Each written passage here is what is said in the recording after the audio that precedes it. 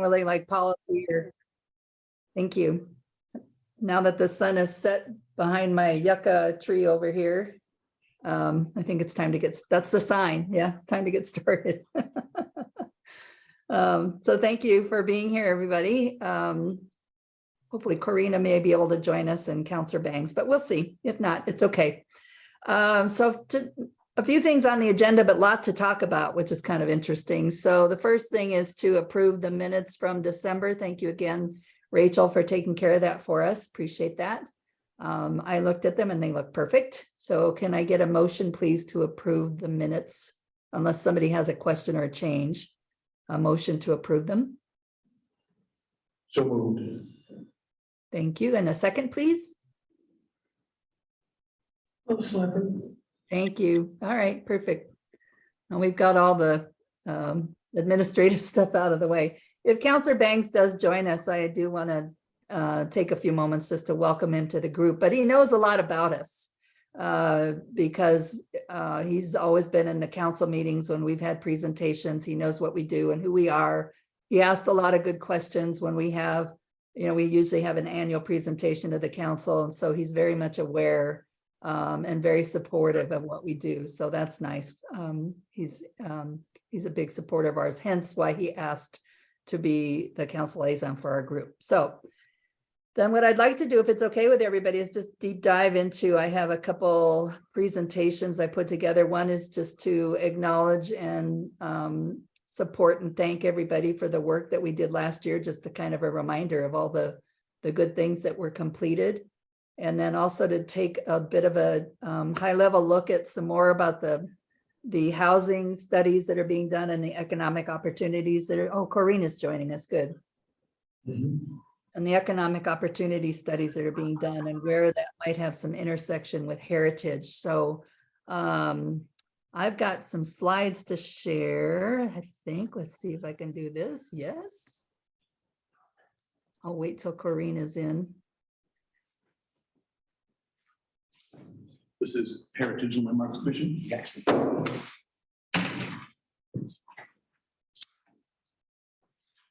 I miss much? No, we just started in and we're waiting for Corina to join in. I don't know. Yeah, we'll take a quick break before we start on our presentations. Thank you for joining us. So as soon as Corina joins, we'll start up again. Oops. There she is.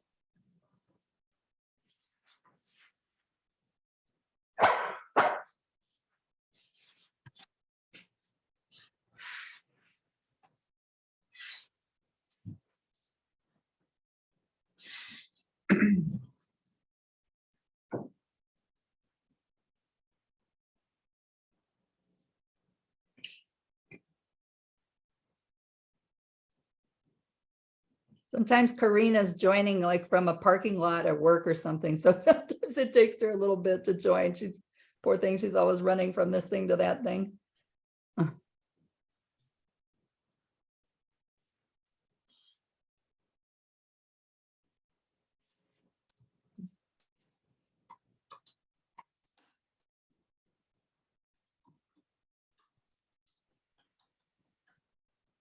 Well, why don't we go ahead and get started, and Corina will catch up with us. The first part of what we're going through, she's familiar with anyway. So just to take a moment to welcome Counselor Chris Bangs to the group. Thank you for being here. Thank you. And so we appreciate having a council liaison. We've been very lucky in the past because, we've had active engagement with the city council, both directions, and we've been lucky to always get good information about what's happening, and then vice versa. The council's always been made aware of what we've been doing. So it's worked out really well for us. Thank goodness. So I know that you're familiar with our group, Counselor Bangs, and I know that, you're a supporter of ours. So we appreciate that. Do you have any questions for us before we get started? No, not yet. Other than I'm excited to be working with Oh, thank you. Thank you. Okay, so I have two things to talk about tonight. One is a quick look back at what we did last year and to thank everyone for their dedication and work. Normally we do that in December, but in December we were busy with a public hearing for the depot building. So So now we're doing it in February. It's never too late to look back and reflect and give ourselves a pat on the back and think about if we do anything differently going forward. So that's the intent of this, is just a quick look back. And then also to talk a little bit about what's happening in the city with regard to the economic opportunity studies and the housing studies and some of the things that might occur as a result of that, and keep people up to date. Because I'm on the planning commission, we do a little bit of that in every meeting. We talk a little bit about what's going on with the city and planning and changes, just in case there's an intersection with heritage, or because these are all interested citizens that are at the table. So it's always fun to have that discussion. So can you all see the presentation? Yep. Okay. Not sure how it's shown on the screen there. If the upper right might be cut off, which is fine.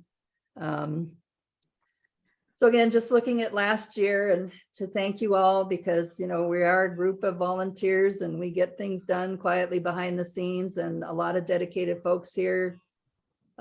Most of us have been on this group for years, and some many years, more than me. So I've only been part of this group, I think 4.5 years, but it's unusual for a citizen volunteer committee or commission or board to have long-term members like we do. So that's been really nice. A lot of people that are really familiar with the history of the city and have had hands-on with a lot of heritage work in the past, or people like me that are fairly new. All right, so one of the things we always do is a lot of collaboration work, and this year we had some city collaboration with the Arch project, the city Arch. And so there are plaques on the Arch, and you may recall, all of you on the HLC, sometime back, we created the content for those plaques, and then we sent them to one of the plaques recognized as, you know, the indigenous history of the area. So we sent that off to the Confederated Tribes of the Grand Ronde for their edits, and that came back very quickly, and they were appreciative that there's something there acknowledging that. So that was a fun thing to do. And I wasn't there when the ribbon cutting happened, but I've seen and heard that the plaques are up. So that's really excellent. So thank you, everybody, for that. Has anybody been able to go by and see them? Yes, sorry. Okay. Did they ever get the time capsule done? I never heard any more about it. I don't know. That's a good question. I haven't heard anything. Don't worry about it. I just haven't heard anything. There's just so much going on right now. And then, of course, the second piece is the historic depot registration, you know, to get that on the local register of historic places and get it protected. And that was a big effort, but most of the work, as I think you all know, was done by Carol Palmer behind the scenes, because she has she's qualified to write up all of the materials that document the provenance of the history of that building.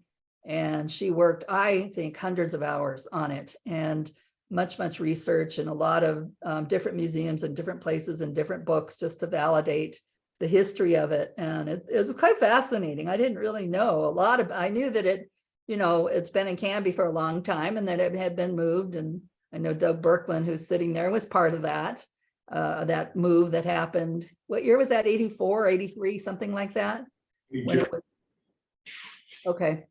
And so there it is. And I spent a lot of time in the museum with Carol last year as part of doing this work, and it was quite an eye-opener. So we're happy to get it on its way to being protected on the historic register. There's several components of that. The first is, you know, we had our HLC public hearing, and that's where, you know, according to city code, we have to present that to the public.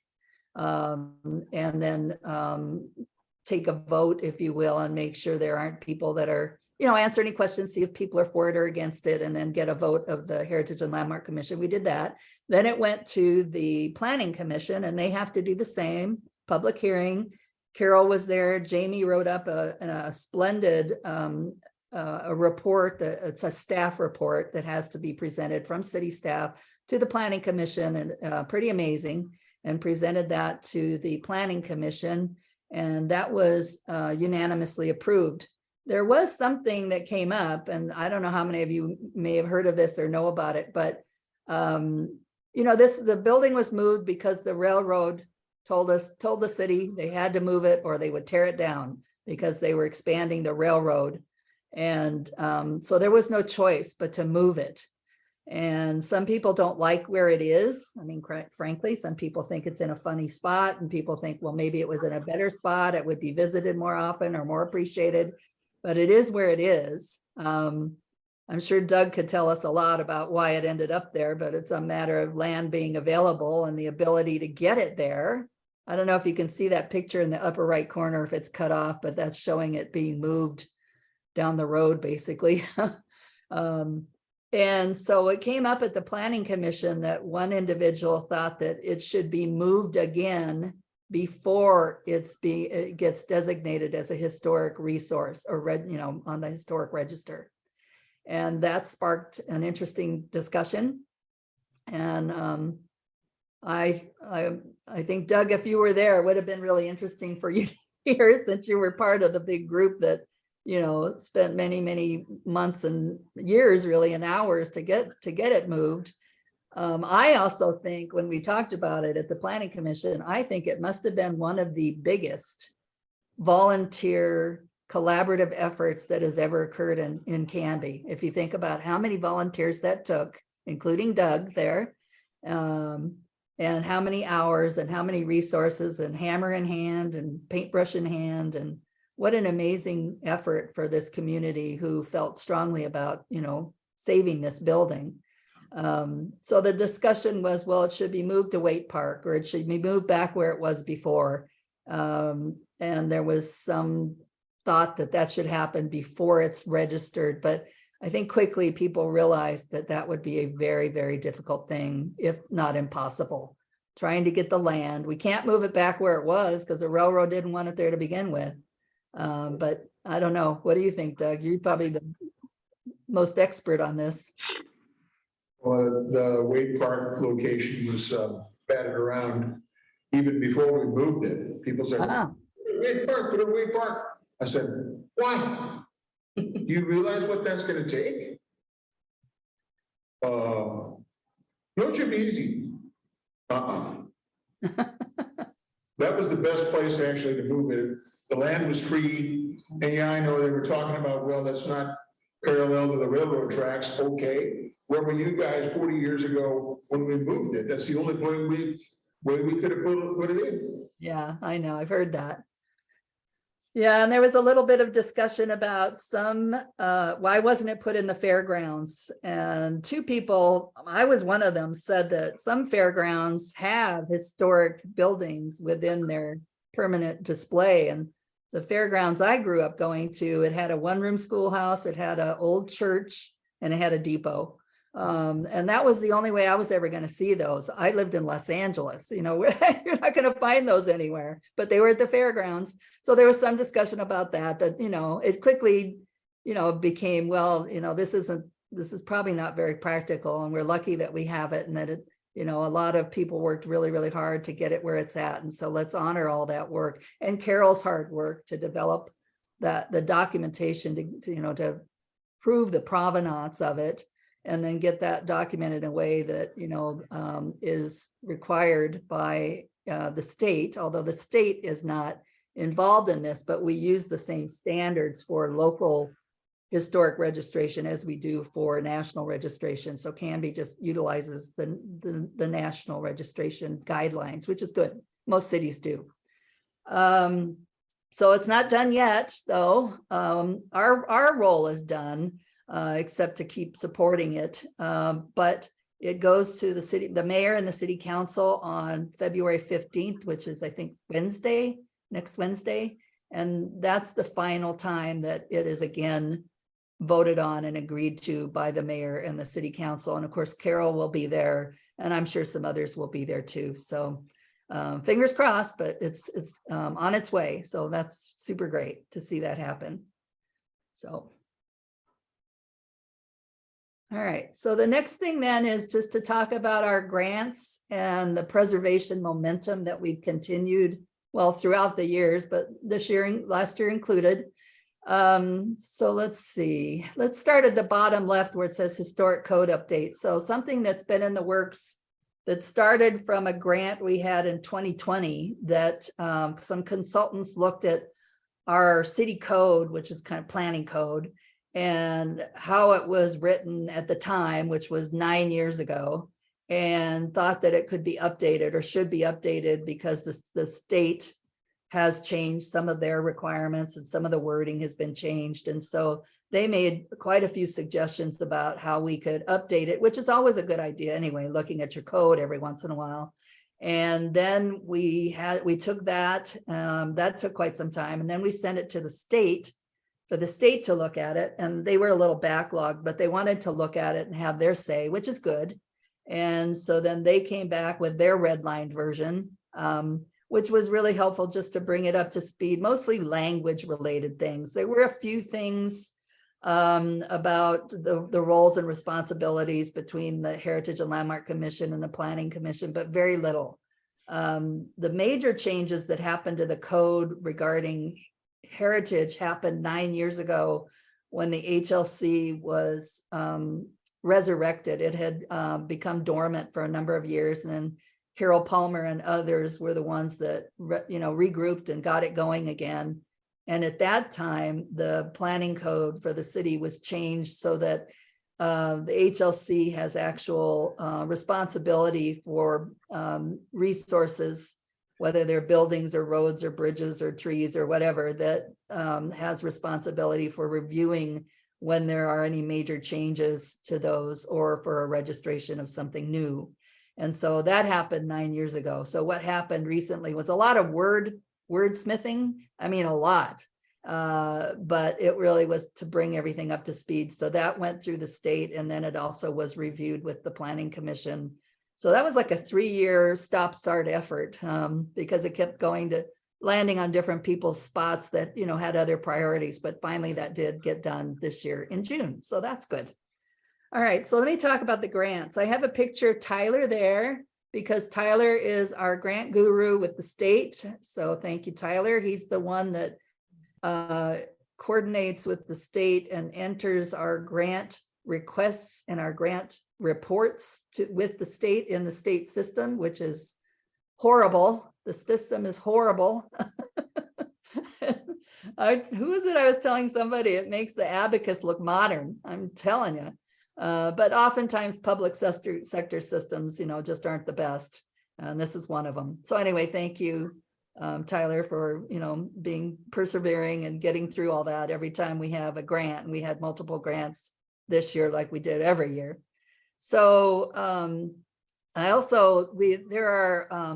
there's up in the upper left, the Oregon Heritage. There's an annual conference that we attend. It's been virtual. And at the conference, the state presented that slide in the upper left, just talking about, what are some of the goals of these grants that they're handing out, the specific grants, what they call the certified local government grants for heritage. And the goal number 1 is include more voices. And I don't know if you can see that very well, but they honored the city of Canby for doing that because Carol Palmer and others put together the Women's Heritage Trail and the brochure for that. And so the state acknowledged that as a good way to hear more voices, whether it's minorities or underserved or under-recognized or anything like that. So they really do, when they prioritize who gets grant funding, these are some of the goals that they really look for. So increase access to heritage. So digitization is a big one now for museums and libraries, is how can people get online rather than having to go someplace and go through files. Promoting the value of heritage, like, there are lots of ways that cities do that. They celebrate Heritage Month and they have online contests and tell us your favorite old place in your town kind of thing. So a lot of cities do that with grant money. And then always look to best practices. So anyway, these are what the state looks for this particular kind of grant. And so we had 2 of these grants this year. One was in the upper middle there, was to get some detailed research done, or what's called a reconnaissance level survey for the fairgrounds. I think you've all seen that, and that was completed in July. And we used the grant funding to partner with Northwest Vernacular, who are the consultants that do this. They're the Northwest consultants that do this, and we've worked with them before. They're fabulous to work with. And we're going to talk a little bit more about this research and how it helps us, or will help us in the future as the city grows and changes, because this is very valuable documentation as we make our way forward. And then sort of in the middle, there's another one that says reconnaissance level survey of Northwest Fifth Avenue, Cedar, and Fourth and Knott. So every year with one of these grants, we take a segment of the town. Most of it's around downtown on the north side. We've done some on the south, but we take a section, a few blocks, and we hire a consultant. And again, they do a very detailed inventory called a reconnaissance survey of all the buildings, all the dwellings in that spot, in that, square area. And it doesn't matter if it's historic or not, they document everything. But everything now, to be considered historic, according to state standards, is anything that's 50 years old. Well, that's not that old anymore. That's houses in the 60s. And so it's another valuable resource we have. There are pictures of every property that they look at, photographs, and they document it in a way that the information goes into the state heritage system. It's called SHPO, State Historic Preservation Office. So the state has this record of what's going on in our town. What are these resources, buildings, bridges, whatever, cemeteries, and has all the images of them too. And then we have those records, both in, we have it, I have it, Carol has it, but also the city has these records too. And again, we'll touch on those because those will come up again as we talk about the changes happening in Canby in the future. So that little map on the bottom, I'm sure it's kind of hard to read, but it's just an example of an area that was surveyed, and one type of survey they do, just to talk about, well, how many of these are contemporary homes, or how many of them might be craftsmen, or might be what's called vernacular, which is sort of the house of the day type. They're even looking at some that are really representative now of World War II, of people, of houses that were built to accommodate people that are, coming back from World War II. And this was the first house. And there are a lot of those in Canby. So it's kind of cool. So anyway, thank you for all your help and momentum and working on this, and listening to the consultants and understanding the value of this and keeping this in your heads and hearts. So thank you for all the grant help. So appreciate it. Let's see. So I think we've done, how many of these have we done? A lot. I've lost count, a lot.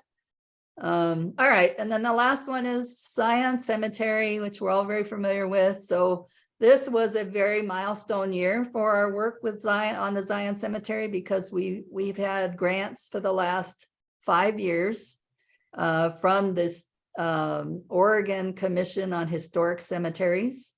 And they're the ones that manage the money that go to historic cemeteries like Zion across the state. And so we have had a 5-year project for repair work on the markers. So there's a little picture there in the middle.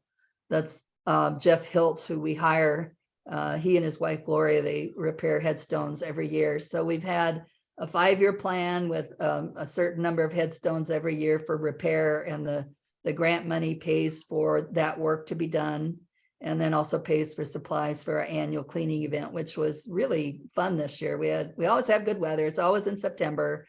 We got a lot of good work done this year, and Karina's on the phone, but a lot of the pictures Karina took, and they were fantastic, and they were all on the front page of the Canby Herald. So I thought that was great. We got a lot of good press coverage this year. So a lot of comments on Facebook, which is really nice. So a lot of new people this year too, which was fun. So let's see what's happening now. So we don't have a grant for Zion this year because the project for the headstone repair work is done, and the amount that we spend every year on supplies doesn't qualify for a grant. But we were really lucky, especially last year, to get the grant funding, because the state was short of funds that they expected to get. And so they didn't approve. I think they approved 70% of the grant requests that they got. And even though Canby has come to them 7 times now, because it started with the Baker Prairie Cemetery, so 2 grants with that, and then 5 with Zion, you'd think they'd say, okay, Canby, time to let somebody else in, in the line. But they knew we were trying to finish a 5-year project. And so we got priority last year with the grant funding to be able to finish this up, which I thought was super great. So it's hard work though, isn't it, everybody? It's meaningful and enjoyable, but at the end of the day, you're dirty and muddy and your back's sore and your legs are sore. Anyway, but another good effort this year. So thanks so much, everybody, for doing this. Does anybody have any questions or comments about this? We got it down. I actually, I heard yesterday from Jeff Snyder, who's works for the city. He heads up the Public Works group, great person to work with. And he sent me a note because there is a young man in Canby that wants an Eagle Scout project, and he wants to clean the headstones in Baker Prairie Cemetery, which hasn't been done in, I guess, 6 years now. And that's where that one is on Knightsbridge Road, close to Holly. And so he wanted to talk about, how can we get that person trained properly. So we'll be talking about that. So either if they can wait till I get back, I'll do it. Or maybe Corina, you and I can talk about that. Corina is the most qualified of any of us on headstone cleaning, really, seriously. So, but anyway, I thought that was nice. So stay tuned. We'll hear more about that. All right. So that's kind of it in a nutshell. Again, I can't thank you enough for all your efforts. It's a great group to work with. Diverse backgrounds, but it's humbling, I think, to work with folks who care so much about our town and don't mind doing the little behind the scenes quiet things, even though it's a lot of hard work sometimes. And the length of the dedication of this group has been, totally fantastic. So I just want to take a moment to say thank you, reflect on what great work has been done. And, it's nice to just not forget that and move on and say, okay, what's next? Because there's so much good that's happening, and a lot of people probably don't know about it, but I do, you do, we do. So anyway, thanks for that, everybody. Congratulations on another good year. Oh, Corina sends a heart. All right, so if we don't have any questions about that, let's switch over to the other PowerPoint I put together, if we could. So maybe we could spend about 20 minutes or so talking about this. It's and we've talked about it a little bit, because as part of the Planning Commission, I give you a short little, overview of what's going on every month when we meet. And we've talked about this, and maybe you've seen some of this in emails from the city or from Jamie, or things online on the Canby Facebook page. But this is some crazy important work that's happening right now and will continue for the next 2 years. And there's a lot of great work that's been done and a lot more work that needs to be done. And there'll be some intersections with heritage just to be thinking about. So if you don't mind, I thought it would be nice to talk about the 10,000-foot view. I mean, high level, this is boiling the ocean about what it is the city's looking at and kind of the timelines associated with these things and what your touch points are as citizens or as members of the HLC, and how we as the HLC can make sure that these intersections with heritage are considered along the way. So these are just some front pages of some of the reports that have come out. Canby has received some grants to work with and hired some consultants who do this for a living. This is the only work they do. They're fantastic at it, and they do it primarily in the Northwest. And then we're also watching closely other cities who've just been through this process, Newburgh and McMinnville and a few others. So this person down on the left here, if you don't know him, that's Don Hardy. He's the director of the planning department at Canby, and we are so lucky to have someone of his caliber in our small town. And his team is top notch. They're all top notch, and I don't say that lightly. One of the reasons I enjoy being part of the Planning Commission is because that department is fabulous to work with, and they've got a lot going on, and they're very professional and very skilled, very experienced. It's just amazing. And so they've got their hands full, but they're managing it, which is fantastic. One of the components of this is, Judy, yeah, we can't see your screen. you can't. No, it's still stuck on the other one. So maybe try stop sharing and then re-share again. Okay, thanks. Funny. Let's see. Technology.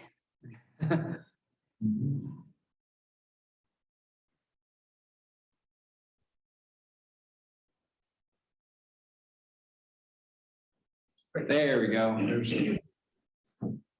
All right, so anyway, now I can talk more about, now you can see Don Hardy. Oh, There we go. Yep, perfect. okay. All right, so anyway, one of the things, there are three things going on. The housing needs analysis, the economic opportunity study, and also there's something called a comp plan or comprehensive plan, which cities tend to do every 10 years. And it's a big, big study and documentation of what's the city going to be like in the next 20 years and how do we accommodate that? And it's everything. It's traffic studies, road studies, infrastructure studies, water, electric power, everything, housing. And as I mentioned, cities usually do it every 10 years. Canby has not done one in 34 years. And that's no fault of anyone that's at the city today. That was an inherited problem. And so thank you, Don, for joining our city, knowing that that challenge was in place. And in a way, it's kind of good timing because we're putting together a 20-year plan with all the new requirements from the state around housing and job growth. And so we can consolidate what the state's telling us with this comprehensive plan and then move forward from there and update the comp plan every 10 years. So there's just a ton of really good stuff going on. All right. And you probably haven't heard a lot about it yet, but you'll start hearing more. Any citizen, there'll be a lot more avenues of communication. The consultants, some of them will move into kind of a marketing mode, if you will, to make sure information is being shared in a variety of ways. And there's lots of opportunities for input because this is a 2-year activity. So there'll be some information going out on the Canby City site on the 25th of February. And after that, there'll be more committees and more people and more communication. So stay tuned. All right, so let's talk about very quickly and high level, but I've probably been in a dozen meetings now with the consultants and with some committees. And so I'm pretty familiar with this information. But yesterday I got 3 reports and each report is 75 pages long. I haven't looked at them yet. That's how detailed this stuff is. It's amazing. So we're just looking at the high level. So we'll talk about why are we doing this, the 10,000-foot view of the housing studies, what's the results of the studies that have been done, and the studies of the economic opportunities, which is job growth. And then where do we sit with all this, or where does Heritage sit with all this? And do we need to be concerned about anything, or, where can we best partner as this moves forward? So again, a couple maps. This one is this is the city limits. And so this is just one of many views that the consultants have done about where in the city do we have existing land that can be built on. And that's just one of many things they're looking at. And then down here is, again, this is another one of the HLC consultant driven maps that indicate where there are properties that have heritage components to them. So we have the maps, the state has the maps, the planning department knows where they are, and they have Carol and me on speed dial. So there's a good intersection of these two components, if you will. Don't hesitate to interrupt me if you have a question.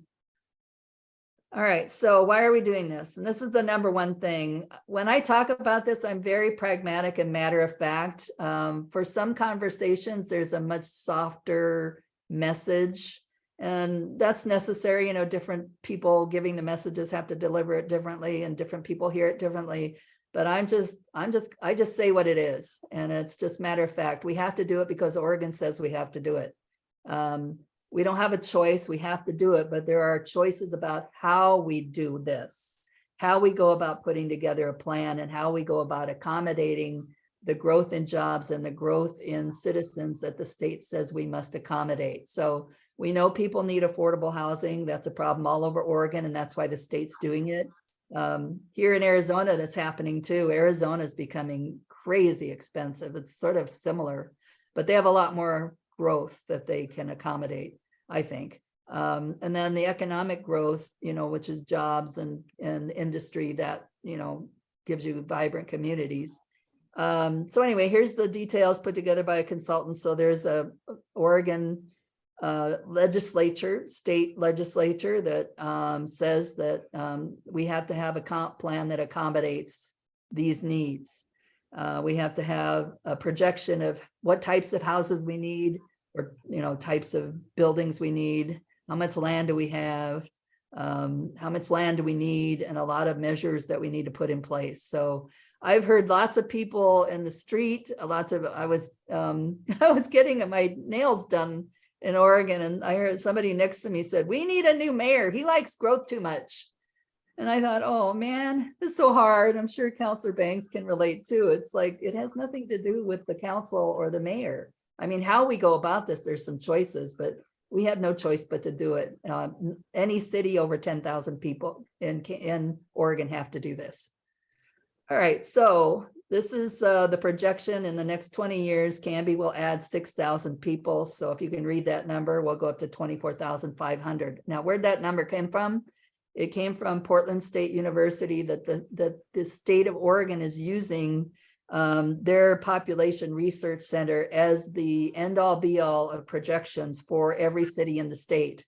So this number is dictated to us. We can't say, well, we don't think so. Well, we think we'll be on the low side of that, or we think we'll be, nope, it's cast in stone. And what's happened in the past though, is cities typically exceed the numbers. But people say, well, do we have to? And the answer is yes. This is the projection that we are given. And this is what we have to plan for. Does that make sense? I hope. Hard to believe, but when you think about it, I haven't been in Canby that long, and because I spent most of my life in Los Angeles, this seems like nothing to me, but I totally understand the people who appreciate the current nature of Canby. Or when I see this come up in slides with a big group of people, there's always an audible gasp. And I understand that totally. Okay, this is a busy slide, but on the left this is kind of generic, but the studies basically say, who can afford to live where you are? So based on generic studies, so if you're a lawyer, this is what your income might be. And so your max mortgage would be $655,000. So can you afford to live in Canby? Yes. Canby's median house price is $539 now. $539 is the median house price in Canby. So if you're an engineer and you're making $85,000, then your max mortgage is $430. Can you afford a house in Canby? Maybe not. If you're a teacher, you're making, who knows, but your max mortgage is $340. Can you afford it? No. And this is what's happening across Oregon. I saw another city, it might have been Newburgh, that they showed that their local police department cannot live in the town, and their local firefighters cannot live in the town of Newburgh. Might have been McMinnville, I don't remember which one. But it's a sad state of affairs, but it's across the state. So this is what the state is looking to ease this pain a little bit. The other thing is, on the economic side, the job side is, who can work here? So this number, this on the upper right, you can't quite see it, but the number on the right, 6,212, that's an arrow going to the right. That's how many people leave Canby every day to go work somewhere else. Those are Canby citizens leaving Canby to work somewhere else. And then in addition to that, we have 4,500 people coming into Canby from somewhere else to work in Canby. So the goal is to try to get those numbers down a little bit and try to get it so people can live and work as close as possible to their own community. I hope that makes sense to everybody. But this is not a Canby problem. This is an everybody. This is a problem everywhere. So I don't want to make it sound like I'm picking on Canby. I'm not. All right, so this is the result of some of the studies that have been done, that have been completed. So the consultants have looked at available land within the city limits and what's buildable, what's not. We even have streams and ponds and things, and sometimes topography that makes property not available. But they've studied all that, so they know how much land that we have that's buildable, that's not already being built out. And then they also look at, from an economic growth perspective, if we want a certain number of jobs and we have to have a certain number of industry, well, how much land does that need? And our industrial area is pretty much, it doesn't look built out, but the projects are all planned. So that land is gone. So when that was changed over to the industrial section, I think in 1990, is that right? Somewhere around there. I don't think it was expected that that would happen that quickly. It was kind of a slow start, what I understand, but that land is all gone now. It's all spoken for. And so what happens then with this is up on the left side here is the urban growth boundary will expand. And that is a shock heard around the world in every city that has this discussion. It's a really hard thing to talk about and accept. As we go through this process, there'll be a lot of discussion and hand wringing and some praying and who knows what. But what we don't know yet is how, where, and when will it expand. Likely it'll happen in 2025. There's a lot of work to be done. But one of the choices we have is the way in which it happens. Which direction does the city go in? Does it have to be contiguous or not? Or can you have a spot of urban growth of the change of the boundary in one area and then leave a farm and then have it further out? Cities have done that. McMinnville had to do some of that, but then that provides challenges with traffic and sprawl and, getting water and power and sewer and all the things out that way. So cities don't like to do non-contiguous, not connected, but sometimes that has to happen. Then in addition, what happens with this process is the state, once the city is ready to hand it over to the state and say, well, these are our plans. This is what we're expecting to do, which will be late 2024 or 2025 early. And then the state looks at it and says, nope, you're taking up too much farmland. You can't do that. We don't like that. This is good farmland. So nope, go back to the drawing board, put in more apartment complexes or more dense homes because that's not acceptable. So there's a give and take. And with McMinnville, that give and take took a long time. And so it's expected it'll take some time for us, but we don't know yet how much that'll be. But we do know that we have to add almost 2,300 dwellings, houses, townhouses, duplexes, group homes, or homes where groups of people live. So we have a big shortage, and so we have to put those somewhere, and that's where the hard part starts. Any questions so far? Nope. You guys still there? Speechless. It is comforting that we have cities around us who are going through the same thing. So we're not the first people to do this, and we won't be the last. And so it's nice that Don and his staff have excellent relationships with all the other planners in the other cities. And so we're learning from them and watching how things work well for them. And then we can also take advantage of any reflections they have about how to do things differently. McMinnville was a big problem apparently. So, but anyway, all right. So one of the choices we have is how do we build out the city to accommodate all of these people coming in, 6,000 people? And how can we do that with the least expansion of the growth boundary possible? And so lots of ways to do that. And a lot of it has to do with the size of homes, the density of buildings. We can do things like we can change some zoning. So we can take R1 and make it R2 or R3 or whatever. We can look at different housing types. So there's duplexes. A lot of cities are adding really nice looking duplexes, which allows you to put more home on a smaller lot. And they're also more affordable, which is a big challenge for cities. Nicer apartment complexes or condominiums. This is called a cottage cluster. They're starting to become very popular. And they also, things like this also add to kind of aging in place, because that's another thing that has come out of the study is that our population in Canby is aging. Like this school population is flatline and the population is getting older, but there are only so many Hope Villages in the area. So do we want more of that or not? And so we can also look at different industry types and different locations.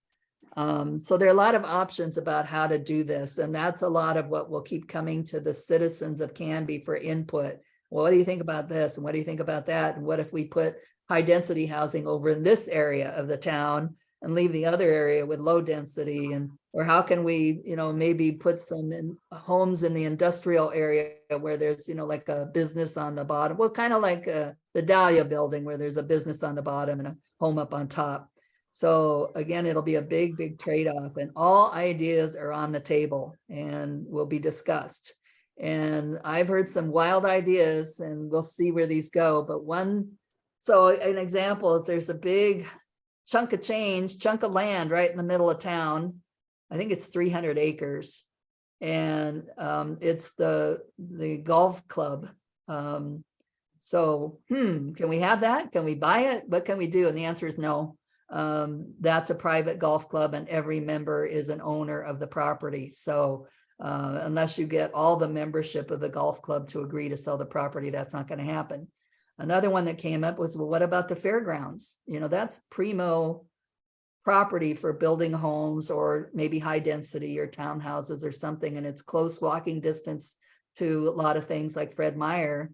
So that's been tossed around a little bit, that maybe the city should buy land south of town or east of town and put the fairgrounds out where it can, grow more and not be right in the middle of a neighborhood, as an example.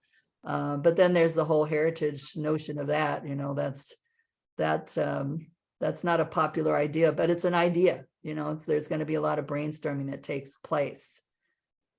So it's sort of, yeah. There's too much history at the fairgrounds. Oh, I think most people would definitely agree with you. There's nothing about the fairgrounds that's protected though. But I agree. I think that would be, I can't imagine that happening, but it's something to consider. It's the land is in the city limits and the city has sovereign rights over that land. But I think I can't imagine that happening. Well, it was 5 years ago that a guy came passing through and saw the fairgrounds and made an offer. I don't know what he was going to do with it. Huh. He was a developer. He knew exactly what he was going to do with it. So, and that's actually a donation claim too. Yeah, right. You're right. It was. So But so is the property I live on, so is a lot of property around Canby. So I agree that's something to think about and know about, but there's a lot of that. Let's see, what are some of the other things? So one of the things like today when developers build homes in Canby, there's a set number of fees that they have to pay. And so people say, well, why don't you make the developers build smaller houses? That's a good question. But developers aren't really incented to build smaller houses because the big ones make them more money. They make more profit on the bigger, expensive homes. So how does the city incent the builders, the developers to build some that are, smaller in size or maybe a smaller lot or these cottage homes or attached, duplexes or something like that? So what some cities have done is they've changed the fee structure for developers so that if they're building something smaller that's a little more modest, then their fees will be less. They're building, the fees will be less. So that's something to consider. I'm surprised the state hasn't done that, hasn't enforced that, but they haven't. But that seems to be something that's working, that will encourage the developers to build more homes in a smaller area, because not everyone wants a big home. I don't know. And there's a lot of people clamoring for things that are more affordable, which makes perfect sense. Okay. So everything's on the table. we got a lot of smart people working on this, and the consultants are fantastic. So this is where there'll be a lot more interaction with the citizens. There was a survey that went out last week. A lot of questions about this, and there'll be more and more and more. So stay tuned. This is where the rubber hits the road, is all this hard planning. Okay, so what does it mean for heritage? And the good thing is that all this work that the HLC has been doing over the last 8-9 years with hiring consultants and getting the surveys done, and then we have this historic preservation plan that was developed again with grant funding. And we really want to be sure that as we're going through the comp plan with the city's developing a 20-year plan, that we keep pulling out this preservation plan and making sure that where we can, we have alignment of goals, even at the highest level. And so the planning department is well aware of this, and the planning commission is well aware of it. So I think it's important for us to keep it in heads and hearts and just say, remember, we had this thing, and this is what's, there's a lot of study about heritage in towns and what it means in a town to have something like the fairgrounds or other historic spots. And so all this work that's been done over the years with the surveys, that has all been documented and done now. Could there be more surveys done? Sure. Could we revisit some of the surveys that are probably a little dated now? Yes. I'm not sure we need to do that right now, but we have it. So if there's a section of land in town that has properties on it, and somebody wants to know, hey, can we tear all these down, or can we make this all zoned for, high density housing? Are we going to lose anything that's important to the city or important to consider from a heritage perspective? We have all that documentation in the surveys now. We didn't have that before. So it's kind of perfect timing, everybody. Little did we know that this would happen, that we have, this, this touch point now. So that's one thing we can do, is keep heritage and landmarks in the heads and hearts. And certainly I do that. Carol does that. Lots of people do that just in the day-to-day things we do, but also in the various commissions and committees that we're on. We want to remind leaders and consultants of the reports and surveys. I haven't talked to any of the consultants about the preservation plan, but part of this is they will get it, and they will be, whether or not we'll put a presentation together with the highlights or something, probably, or give it to them to read, so that we can, take some of this into consideration. It's going to be hard. And we want to align the growth plans with heritage plans. So like we just talked about, so the fairgrounds, is that off limits? And that's a big decision that'll need to be made early on, because that's a big chunk of land. And some people may say, well, would you rather do that, or would you rather expand the growth boundary? Would you rather destroy farms, or would you rather move the fairgrounds? These are very difficult discussions that'll be had.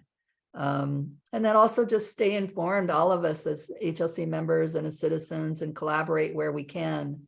It's going to be an interesting few years. So this will all finish up hopefully in 2025. That's the plan, and it is doable. The consultants have done this before, and other cities have done it in that period of time. And like I said, we've got great people working on it. And we'll just have to continue to work together as we talk about, what to do. It was interesting. I was on the phone yesterday with one of my Oregon neighbors, and I heard this from a builder, and I wasn't sure if I believed it or not, but a builder was at one of the meetings, and he was saying, and don't kill me about this because this is his opinion. He said, people want to get out of farming. They're done with farming. And there are a lot of people in this area that want to sell out and be done. And I thought, how do you know that? I don't know. How do you know that? He had one example of a family. They were fourth generation, and basically they're the fourth generation. I think there were 3 sons, and they said, we don't want to farm, but if you want to sell that land and leave a legacy for the family, do that. And that happened in Canby. So anyway, I was talking to my neighbor who lives just to the east of me, has 150 acres compared to my 6. And he has a farm. And so 4 years ago, he converted it to hazelnuts. And I didn't ask him about it at the time. It's a huge investment. So you have to have a drip on every tree and you had to put drainage tiling in. It's a huge investment. So I talked to him yesterday and I said, what was the tipping point that made you go from farming to, well, it's kind of farming, but not really, to orchard, to being an orchardist? And what made you do that? And he said, I was sick of being a farmer. I was shocked. And he said, my kids don't want anything to do with it, but they're okay with running, a hazelnut orchard, because that's really like running a business. You don't do any of the work yourself. You hire it all done. And the trees have all been planted and they look very good and healthy. So good on you. So we'll see how much of that happens. I have no idea how much of that happens when we start talking about expanding the growth boundaries. So anyway, those are just two little touch points that I thought were interesting. My neighbors and the builder that was at one of the meetings. So anyway, that's really all I wanted to say about that, is give you another high level update, on the hard messages. We have to do this. We don't have a choice. Canby will grow. All the cities in Oregon will grow. And there are some choices that we can make about the density of our city, whether it's housing or industry, and then also, how that plays out with the changes of the growth boundary, and then how that intersects with heritage. And I think that's all I have. Any comments or questions?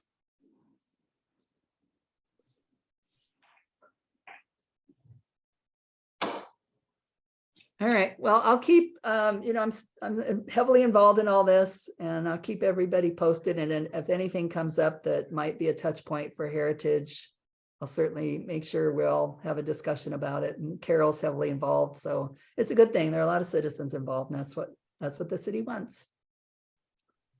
I think that's all I have for tonight. Anything else, anybody, for the good of the order? My yucca tree is about to bloom, and I guess they only bloom every 10 years. So everybody's excited about it, but I didn't know that. Take a picture. Okay. All right. Well, thank you, everyone. Again, thank you for all your efforts for 2022. And next month when we meet, we'll talk about, the future of us and the future of heritage in the town, and maybe set a path forward. So that's kind of my plan for March, and appreciate you all being here. Thank you. Thank you, Chris, for joining us. All right. Night, everybody.